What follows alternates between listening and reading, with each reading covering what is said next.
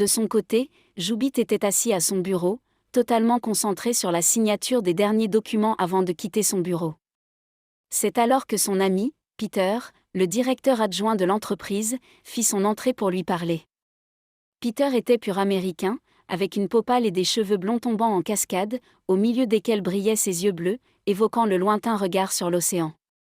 Son visage avait un charme indéniable et il était grand et athlétique, dégageant à la fois une impression de protection et de douceur. On peut aisément comprendre pourquoi Rachel avait été attirée par son charme indéniable. Hey! Tu es toujours là. Joubit, accorde-moi juste une seconde, c'est le dernier document à signer, tout doit être prêt dès demain. Voilà.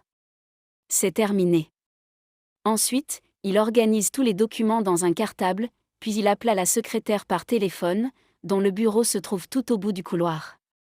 Dis-moi, Joubit, j'ai oublié de te demander, étais-tu à l'église hier? Joubit soupira. Ah, ne m'en parle pas. C'était le pire cauchemar de ma vie. J'ai cru que cela n'allait jamais se terminer, mon Dieu. Et les gens qui ne cessaient de dire Amen, le pasteur disait n'importe quoi et les gens osaient même l'applaudir. Peter rit, révélant une belle denture. Non, c'est vrai, tu aurais dû voir ça. La prochaine fois, je t'emmènerai avec moi à l'église pour que tu puisses vivre cette expérience par toi-même. La secrétaire fit son apparition, et Joubit lui rendit le cartable sans dire un mot. Ah non, même pas en rêve. Non, non, mon ami, tu devrais vivre cette expérience. Les gens là-bas, on dirait des zombies, une masse d'individus désorientés dont les esprits sont manipulés en leur inculquant des absurdités. Heureusement, je suis arrivé tard, en fait, je me suis arrangé pour arriver une demi-heure avant la fin, car je savais que je ne pourrais pas supporter ces abrutis plus longtemps. Ils sont si ennuyeux que ça. Mon ami, je viens de te dire que je vais t'y emmener pour que tu puisses juger par toi-même. Ce que je ne parviens pas à comprendre, c'est Beth-Jean. Qu'est-ce qu'elle a, demande-t-il, légèrement intrigué. Une femme si charmante et si instruite. Qu'est-ce qu'elle fait parmi ces gens, mon Dieu, disait-il en prononçant chaque mot avec précaution. Peter continuait de rire. Non, sérieusement, ça m'a fait réfléchir hier soir. Qu'est-ce qui ne va pas chez elle? Et si elle te demande de te faire baptiser avant le mariage? Moi? On peut tout faire par amour, non? Questionna-t-il en se moquant légèrement. Joubit, non, pas ça. Je verrai cette église le jour du mariage, mais je ne mettrai plus jamais les pieds là-bas. Si cela ne dépendait que de moi, je ne me marierais même pas à l'église. C'est simplement pour faire plaisir à ma bien-aimée.